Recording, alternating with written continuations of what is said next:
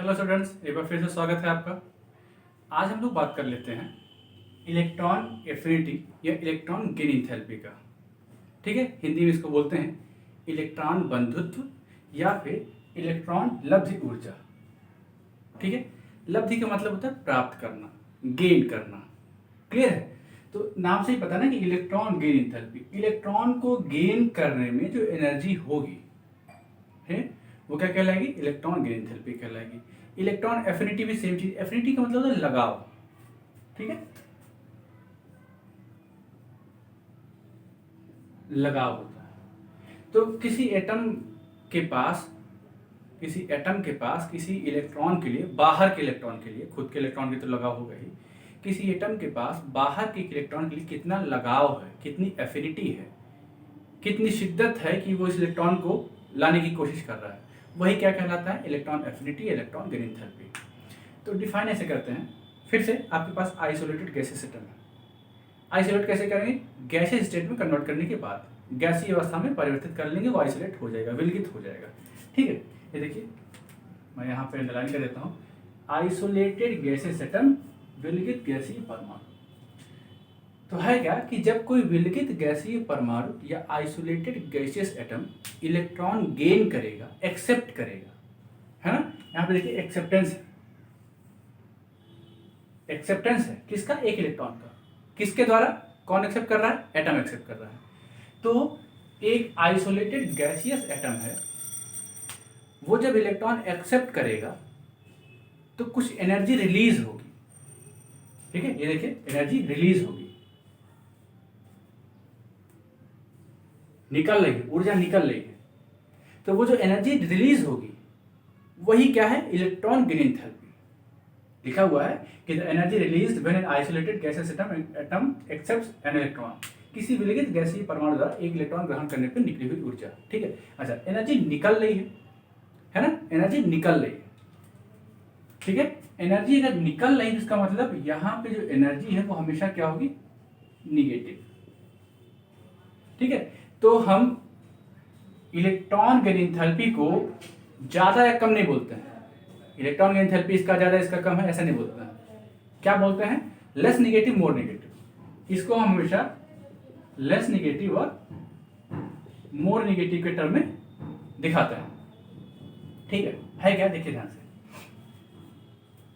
ये हमारा कोई एक एटम है। ठीक है, इसमें इलेक्ट्रॉन है, ये आपका न्यूक्लियस है, यहां पे कोई एक इलेक्ट्रॉन है। ठीक है, यहां पे कोई इलेक्ट्रॉन है। अब न्यूक्लियस ने देख लिया कि ये इलेक्ट्रॉन है। न्यूक्लियस के पास क्या है? पॉजिटिव चार्ज है। इलेक्ट्रॉन के पास क्या है? निगेटिव चार्ज है। अब न्यूक्लियस चाहेगा कि ये इलेक्ट्रॉन हमको मिल जाए, है ना? न्यूक्लियस चाहेगा कि इलेक्ट्रॉन हमको मिल जाए। तो जब ये इलेक्ट्रॉन यहां पे आएगा, सिचुएट होगा, जब इलेक्ट्रॉन यहां पे सिचुएट होगा, कहां सिचुएट होगा? आउटर मोस्ट शेल में, यहीं सिचुएट होगा। तो एक एनर्जी रिलीज होगी। वो जो एनर्जी रिलीज हो रही है वही क्या कहलाती है? Electron gain enthalpy.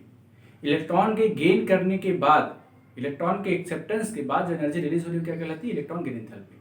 क्वेश्चन ये उठता है कि आखिर क्या देखा न्यूक्लियस ने इलेक्ट्रॉन में कि इसको एक्सेप्ट करने लग रहा है? आखिर बाकी इसके पास भी तो इलेक्ट्रॉन है ना? ऐसा क्या नया मिल गया इलेक्ट्रॉन में? तो सेम कॉन्सेप्ट, स्टेबिलिटी का, अस्थायित्व का। ये एक्स्ट्रा इलेक्ट्रॉन अगर एक्सेप्ट हो रहा है, न्यूक्लियस एक्सेप्ट कर रहा है किसी एटम का, इसका मतलब क्या है कि ये एक्स्ट्रा इलेक्ट्रॉन इस न्यूक्लियस को, इस एटम को स्टेबिलिटी दे सकता है। कोई भी चीज आप दुनिया में उठा लीजिए, अगर वहां पर इंस्टेबिलिटी हो रही है, इंस्टेबिलिटी का केस आ रहा है, तो वो चेंज बहुत अच्छा नहीं माना जाता है। वो फिर से वापस अपने ओरिजिनल पोजीशन में आ जाएगा। लेकिन कोई एक ऐसा चेंज जहां पर स्टेबिलिटी मिल रही है, पहले से बेटर कंडीशन है, वही चेंज आपका यूनिवर्सल होता है। ठीक है, तो ये इलेक्ट्रॉन अगर एक्सेप्ट हो रहा है, मतलब इस एटम को इलेक्ट्रॉन की जरूरत है, और अगर जरूरत है इसका मतलब इस इलेक्ट्रॉन को एक्सेप्ट करने के बाद, ग्रहण करने के बाद ये परमाणु अस्थायी हो जाएगा, स्टेबल हो जाएगा। और जब स्टेबल हो रहा है ना, ये इलेक्ट्रॉन जब यहाँ पे एक्सेप्ट हो रहा है तो कुछ एनर्जी रिलीज होगी। ये जो एनर्जी रिलीज होगी यही क्या है? डेल्टा एच ई जी, इलेक्ट्रॉन गेन एंथैल्पी, इलेक्ट्रॉन लब्धि ऊर्जा। क्लियर है? तो ये फॉरेन इलेक्ट्रॉन है, बाहर का इलेक्ट्रॉन आ रहा है, खुद का इलेक्ट्रॉन नहीं है। ठीक, चलिए अब देखते हैं कि कैसे ये इलेक्ट्रॉन हमको स्टेबिलिटी दे सकता है। फॉर एग्जाम्पल एक केस हम ले लें, अगर हमारे पास क्लोरीन है, क्लोरीन के आउटर मोस्ट शेल में 7 इलेक्ट्रॉन होते हैं। एनी हाउ ये अगर एक इलेक्ट्रॉन मिल जाए, इसको एक इलेक्ट्रॉन अगर ये एक्सेप्ट कर लेता है कहीं से, तो इसका आउटर मोस्ट शेल में कितने हो जाएंगे, 7 + 1 इलेक्ट्रॉन, दैट इज 8 इलेक्ट्रॉन। हमने कहा ना एक इलेक्ट्रॉन का अंतर, एक step, just 1 step away from the stability. ये वाला काम बड़ा आसान सा होता है, बड़ा बेचैन होता है ये कि बस मिल जाए कहीं से। तो क्लोरीन क्या करेगा, एक इलेक्ट्रॉन एक्सेप्ट करने की कोशिश करेगा। ठीक है, देखिए ये क्लोरीन का एटम है, ये पड़ा है, राह देख रहा है कि कहीं कोई इलेक्ट्रॉन आ जाए, शिकार कर लेते हैं तुरंत। ये इलेक्ट्रॉन आया, यहीं बगल में जा रहा है, अब तुरंत क्लोरीन के न्यूक्लियस ने इलेक्ट्रॉन खींचना शुरू किया, इलेक्ट्रॉन यहाँ एक्सेप्ट हुआ, 7 से 8 इलेक्ट्रॉन हो गए, स्टेबिलिटी आ गई, तो बना क्या, Cl- बना, क्लोराइड आयन बना। ठीक है, क्लोराइड आयन जब बन गया, 8 इलेक्ट्रॉन आउटर मोस्ट शेल में हो गए, बाहर तक कुछ 8 इलेक्ट्रॉन हो गए, इसका मतलब स्टेबल हो गया।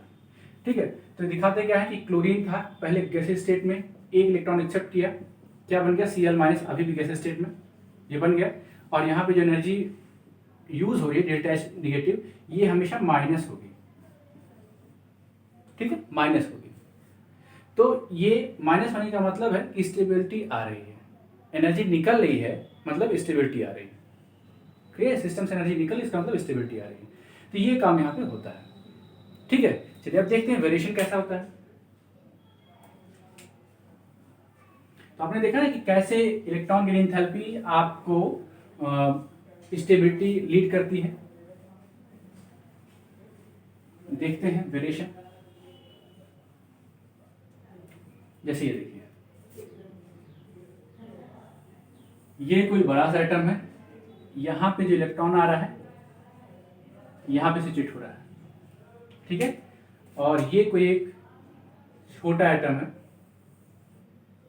यहां पे जो इलेक्ट्रॉन आ रहा है ये यहां पे सिचुएट हो रहा है। दोनों में दूरी मेजर करिए, डिस्टेंस, ये डिस्टेंस ज्यादा है ना, ये डिस्टेंस ज्यादा है। तो जब ये डिस्टेंस ज्यादा है, आप ध्यान देखते होंगे कि ये F = प्रोपोर्शनल 1/r² होता है। जितनी डिस्टेंस ज्यादा होगी उतनी कम फोर्स होगा, जितना कम फोर्स होगा उतनी कम एनर्जी रिलीज होगी। तो बड़े एटम में जब कोई बड़ा एटम इलेक्ट्रॉन एक्सेप्ट करता है तो इलेक्ट्रॉन गेन एंथैल्पी की वैल्यू लेस नेगेटिव होती है, और जब कोई छोटा एटम एक्सेप्ट करता है इलेक्ट्रॉन तो इलेक्ट्रॉन गेन एंथैल्पी की वैल्यू मोर नेगेटिव होती है। तो कहते क्या है कि जब आप लेफ्ट टू राइट जाते हैं, ठीक है, पीरियड में, तो साइज क्या होती है, साइज डिक्रीज कर रही है।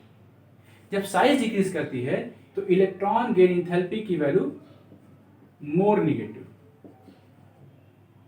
है ना। क्यों, क्योंकि जब साइज डिक्रीज करेगी तो जो इनकमिंग इलेक्ट्रॉन है वो न्यूक्लियस से कम दूरी पे होगा। जब दूरी कम होगी तो फोर्स ज्यादा होगा, अट्रैक्टिव फोर्स ज्यादा होगा, अट्रैक्शन फोर्स ज्यादा होगा, और जब अट्रैक्शन फोर्स ज्यादा होगा तो एनर्जी ज्यादा रिलीज होगी।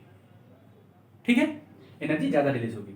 तो अलोंग ए पीरियड साइज क्या हो रही है, डिक्रीज हो रही है। साइज डिक्रीज हो रही है मतलब आने वाला जो इलेक्ट्रॉन है जिसका एक्सेप्टेंस है वो क्या होगा, न्यूक्लियस से कम दूरी पे होगा। जब कम दूरी पे होगा तो delta Heg electron gain enthalpy की वैल्यू मोर नेगेटिव आएगी। ठीक है, और डाउन द पीरियड और डाउन द ग्रुप साइज क्या होती है, इंक्रीज करती है। अगर साइज इंक्रीज कर रही है इसका मतलब क्या है, आने वाला इलेक्ट्रॉन न्यूक्लियस से ज्यादा दूरी पे होगा, और अगर आने इलेक्ट्रॉन न्यूक्लियस से ज्यादा दूरी पे है इसका मतलब क्या है, वैल्यू लेस नेगेटिव होगी।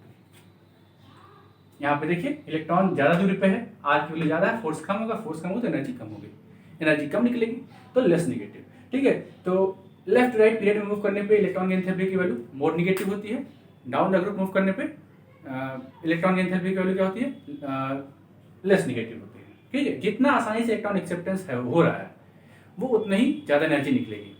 ठीक, अच्छा, ग्रुप नंबर 17 से 18 चलने पे, ग्रुप नंबर 17 से ग्रुप नंबर 18 चलने पे 17 का निगेटिव होती है वैल्यू, इलेक्ट्रॉन गेन एंथैल्पी की वैल्यू निगेटिव होती है। 18 की पॉजिटिव हो जाती है। ऐसा क्यों? तो रीजन ये है, ये एक्सेप्टेंस हो क्यों रहा है? स्टेबिलिटी के लिए। ये जो एक्सेप्टेंस है, 17 वाले जो एटम होते हैं, 17 वाले जो ग्रुप नंबर 17 के एटम्स होते हैं, वो इलेक्ट्रॉन एक्सेप्ट करके नोबल गैस कन्फिग्रेशन लेना चाहते हैं। नोबल गैस कन्फिग्रेशन से उनको क्या मिलता है? उत्कृष्ट गैस विन्यास से उनको क्या मिलता है? अस्थायित्व मिलता है, स्टेबिलिटी मिलती है। तो ये काम क्यों हो रहा है? स्टेबिलिटी के लिए, अस्थायित्व के लिए। अब बताइए, ग्रुप नंबर 18 के जो लोग हैं, समूह 18 के जो लोग हैं, वो तो पहले से स्टेबल है भाई, उनको क्या जरूरत है? उनको क्या जरूरत है इलेक्ट्रॉन एक्सेप्ट करने की? नहीं जरूरत है। जब नहीं जरूरत है तो उस केस में आपको जबरदस्ती करना पड़ेगा कि नहीं इलेक्ट्रॉन तुम जाओ जाओ जाओ। उस केस में आप एनर्जी देंगे, एटम एनर्जी नहीं रिलीज करेगा, है ना? तो जब आप एनर्जी देते हैं सिस्टम को तो एनर्जी क्या होती है? पॉजिटिव हो जाती है। तो इस वजह से ये पहले से स्टेबल है, इलेक्ट्रॉन एक्सेप्ट नहीं करना चाहेंगे, और जब आप जबरदस्ती करेंगे तो आप उनको एनर्जी बढ़ा रहे हैं उनकी। इस वजह से ग्रुप नंबर 18 के जो एलिमेंट्स हैं, नोबल गैसेज, उत्कृष्ट गैसेज जो हैं, उनकी जो इलेक्ट्रॉन गेन एंथैल्पी होती है, इलेक्ट्रॉन लब्ध ऊर्जा होती है, धनात्मक होती है। क्लियर है? चलिए एक क्वेश्चन और बनता है।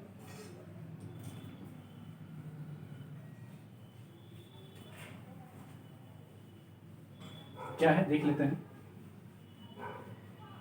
एक क्वेश्चन ये है कि मैंने बताया कि down the group fluorine, chlorine, bromine, iodine, ये ग्रुप नंबर 17 है। ग्रुप नंबर 17 मैंने बताया कि जब साइज बढ़ती है, ये साइज क्या हो रही है? बढ़ रही है, साइज बढ़ रही है, तो इलेक्ट्रॉन गेन एंथैल्पी की वैल्यू क्या होती है? डेल्टा एच ईजी की वैल्यू लेस नेगेटिव, ये होना चाहिए। ठीक है, अगर साइज बढ़ रही है तो इलेक्ट्रॉन गेन एंथैल्पी, इलेक्ट्रॉन लब्ध ऊर्जा की वैल्यू कम ऋणात्मक होनी चाहिए, लेस नेगेटिव होना चाहिए। ठीक है, चलिए बात सही भी है। जब आप क्लोरीन से ब्रोमीन मूव करते हैं, ब्रोमीन से आयोडीन मूव करते हैं, तो ये ट्रेंड आपको मिलता है। मतलब इसमें अधिक धनात्मक, अधिक ऋणात्मक, more negative, less negative, lesser negative.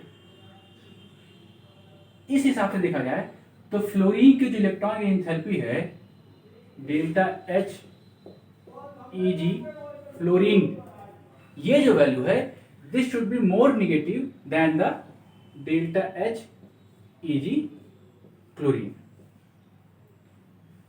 क्या मैंने बोला कि फ्लोरीन की जो इलेक्ट्रॉन एंथैल्पी है, ये मोर नेगेटिव होनी चाहिए, क्लोरीन की लेस नेगेटिव होनी चाहिए, पर केस इसका जस्ट उल्टा होता है।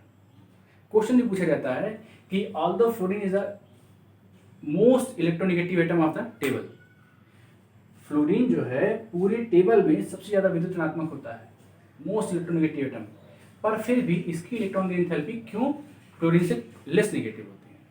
इसका रीजन चलिए इसको डिस्कस करते हैं। क्या है?